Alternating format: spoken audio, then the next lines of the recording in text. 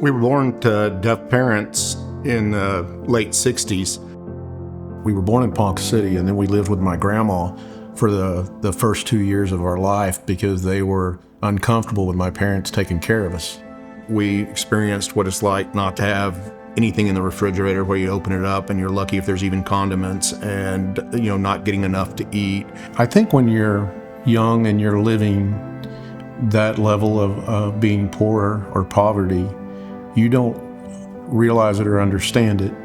Sometimes you think back to some instances that were horribly embarrassing. I remember my mom filled her grocery cart up and had to put it back. And it was the first month, and we're like, why are we putting the groceries back? And we walked out of the store with nothing.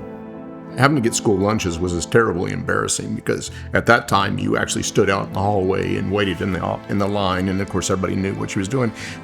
Didn't like it. Didn't like that we were, I guess you'd probably just say we were different.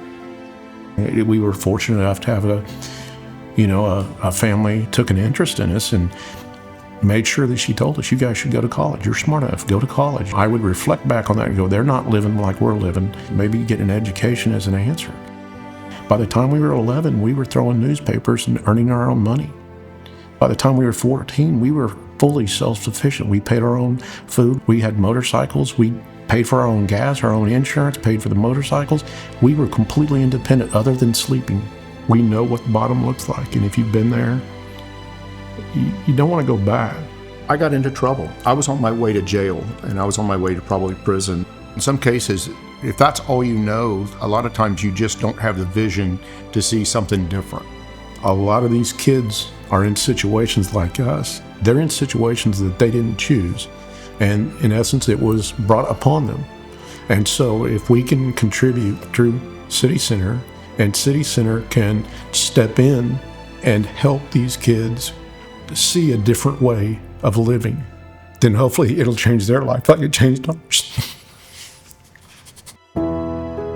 I see something of myself in all of the kids. We've had the food insecurity. We've had the brushes with the law. We've made a lot of bad decisions when we were young. For me, every story resonates with me because I feel like I see some of us in all of the kids. We had several friends growing up. They were like Orion, where their parents weren't around. They were angry about it. They didn't understand. We were certainly on the knife's edge of being homeless, so we can certainly relate to those kind of stories. It's not a stretch for me to understand what that was like, when we were that age.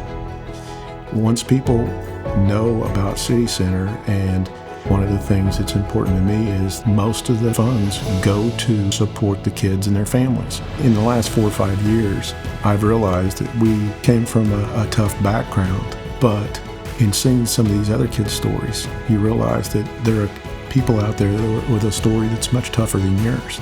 I look back to what we should be thankful for is that we had parents that loved us. We had a roof over our head. We were able to get to school. We didn't eat great, but we ate. And I see so many of these kids that don't have that roof over their head. They may not know where they're going later. We don't think of it in those terms that it's in our community when it really is.